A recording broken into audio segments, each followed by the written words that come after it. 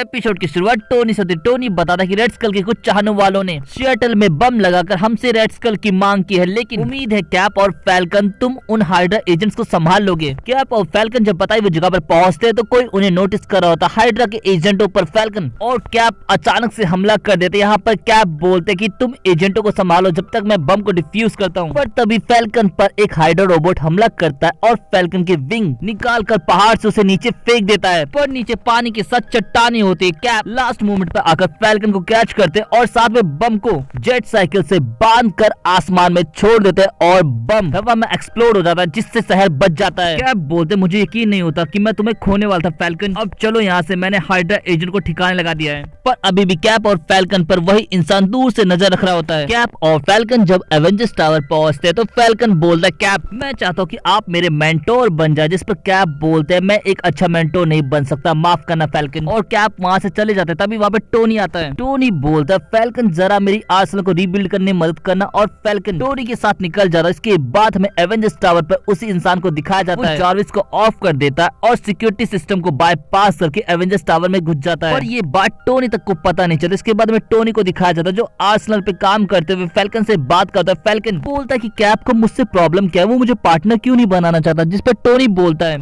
Sam तुम्हें cap के पुराने पार्टनर बकी के बारे में तो सुना ही होगा, अगर तुम इससे ज्यादा जानना चाहते हो तो नताशा से बात करो, उसे सारी फाइलें याद है। फैल्कन नताशा से बात करने के निकल जाता है, लेकिन तभी आयरन मैन पे कोई हमला करके उसे बेहोश कर देता है और यही हरकत वो थॉर, हल्क और हॉकाई के साथ करता है। इसके बाद हमें नताशा को दिखाया जाता है जिसके पास हॉकाई आता है और बग्गी के बारे में पूछता। नताशा बताती कि बग्गी एक्स पार्टनर था जो लड़ाई के दौरान रेड स्कल के हाथ लग गया और रेड स्कल ने उसे चलता फिरता वेपन बना दिया, द विंटर सोल्जर। लेकिन इससे बग्गी और रेड स्कल दोनों को कुछ फायदा नहीं हुआ, पर कैप ने इसके लिए खुद को जिम्मेवार माना। लेकिन तभी अलार्म बजने लगता है, वो दोनों दौड़कर मॉनिटर रूम की तरफ निकल जाता है, लेकिन तभी रेड स्कल के पास बग्गी आता है और सीन शिफ्ट हो जाता है। हमें कैप को दिखाया जाता है। कैप नताशा और फैल्कन पहुंचते ही पूछते कि रेड स्कल किसकी निगरानी में है, लेकिन तभी एवेंजर जेट उन पर ही हमला कर देता है। कैप नताशा और हॉकाई को कवर देता है। तभी वहाँ पे आयरन मैन पहुंचता। आयरन मैन सूट अप होकर बोलता है कि मैं एवेंजर जेट को शहर से बाहर ले जाता हूं, उसके बाद हम आसानी से रेड स्कल को पकड़ सकते हैं। कैप बोलते हैं मुझे लगता है कि इसके पीछे रेड स्कल का हाथ है। फैल्कन तुम जाकर टोनी के साथ एवेंजर जेट को संभालो, तब तक मुझे किसी से बात करनी है। और कैप वहाँ से निकल जाता है। टोनी बोलता है कि मेरे बाकी साथी कहाँ पर, उन्हें जल्दी भेजो। नताशा बाकी सभी को शॉक थेरेपी से जगाती है। हमें आयरन मैन को दिखाया जाता है। टोनी एवेंजर जेट का ध्यान भटकाता है, जिससे फैल्कन आसानी से जेट में घुस जाता है और उसके ऑटो पायलट मोड को ऑफ करके एवेंजर जेट को एवेंजर्स टावर पे लेकर जाता है। टोनी पूछता है कोई बताएगा कि रेड स्कल और कैप कहाँ पर हैं? और सीन शिफ्ट हो जाता है। हमें दिखाया जाता है कि कैप ने रेड स्कल और बग्गी को ढूंढ लिया था। कैप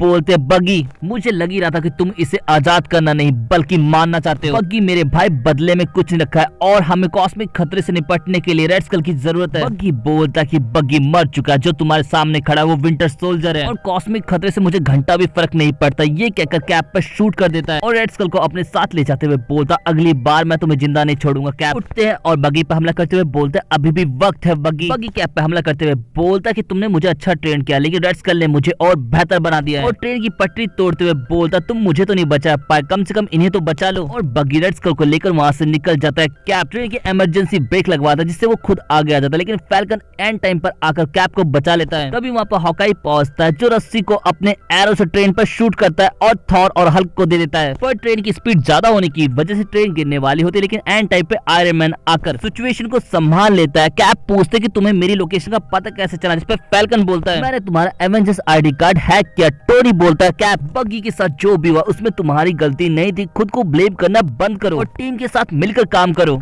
तभी फैल्कन बोलता है कि मैंने रेड स्कल को ढूंढ लिया है, वो न्यू जर्सी में। कैप बोलते तो चलो टीम रेड स्कल को वापस लाया जाए और कैप जेट पैक लेकर वहाँ से निकल जाता है। इसके बाद में रेड स्कल को दिखाया जाता है रेड स्कल के ऊपर लगा हुआ जीपीएस ट्रैकर। बग्गी देख लेता है। बग्गी बोलता है इससे कोई फर्क नहीं पड़ेगा और जीपीएस ट्रैकर को तोड़ देता है। चलो इस गेम को थोड़ा और इंटरेस्टिंग बनाया जाए। और बग्गी एक साथ 5 न्यूक्लियर मिसाइलों को लॉन्च करता और एक पर खुद रेड स्कल के साथ सवार हो जाता है। एवेंजर्स भी वहाँ पर पहुंच चुके थे। टोनी मिसाइलों को लॉन्च होता हुआ देखकर बोलता है ये मिसाइल यूरोप और यहाँ के लिए लॉन्च किया गया है, लेकिन ये काफी एडवांस टेक्नोलॉजी, इसीलिए सबसे पहले थ्रस्टर और बाद में डेटोनेटर निकालना होगा। फैल्कन पहली मिसाइल को, थॉर दूसरी और हॉकाई तीसरी मिसाइल को निपटा देता है। कैप फैल्कन के साथ मिलकर चौथी को भी निपटा देते, लेकिन जब 5वीं की बात आती है तो कैप को फैल्कन बताता है कि 5वीं में 2 लोग नजर आ रहे हैं, जिस पर कैप बोलता है कि मैं रेड स्कल को संभालता हूँ, तुम जाकर बग्गी को संभालो। कैप रेड स्कल को जब छुड़ा रहा था तब बग्गी उन पर हमला कर देता है। यहाँ पर बग्गी से लड़ते हुए कैप बोलते कि बग्गी तुम्हें पुरानी बातें भूल कर नई शुरुआत करनी चाहिए। पर बग्गी रेड स्कल पर हमला करने जाता है लेकिन कैप बीच में आ जाता है तो बग्गी अपना डायरेक्शन चेंज कर देता है और बोलता है स्टीव 27 सेकंड में ये मिसाइल ब्लास्ट हो जाएगी, तुम्हें भी इससे उतर जाना चाहिए। और ये कहकर बग्गी वहाँ से निकल जाता है। कैप बोलते जल्दी हमें यहाँ से निकलना होगा। तभी वहाँ पे फैल्कन पहुंच जाता है और एंड टाइम पर कैप और रेड स्कल को सही सलामत बचा लेता है और इसके साथ ही सीन शिफ्ट हो जाता है। हमें दिखाया जाता है रेड स्कल अपनी कैब में। कैप बोलते कि रेड स्कल को लेने के लिए अब विंटर सोल्जर कभी नहीं आएगा, वो अपनी बीती बातों को भूल कर नई शुरुआत करेगा। और फैल्कन मुझे हाइड्रा बेस में छानबीन करने के लिए जाना है, तो क्या तुम मेरे साथ चलना चाहोगे एज अ पार्टनर। ये सुनकर हॉकाई खुश हो जाता है लेकिन तभी दीवार तोड़कर हल्क पहुंचता और पूछता कि मेरी मटर किसने खाई और थॉर हॉकाई के पीछे निकल जाता है। लेकिन सभी आयरन मैन की तरफ देखते हैं और ये एपिसोड यहीं पे खत्म हो जाता है। दोस्तों ये एपिसोड आपको कैसा लगा जरूर बताएं, वीडियो को लाइक करना, चैनल को सब्सक्राइब करना और इंस्टाग्राम पे फॉलो करना ना भूले। पिछले एपिसोड के लिंक आपको डिस्क्रिप्शन में मिल जाएंगे तो आप उन्हें भी जाकर देख सकते हैं। सो मिलते हैं नेक्स्ट वीडियो में।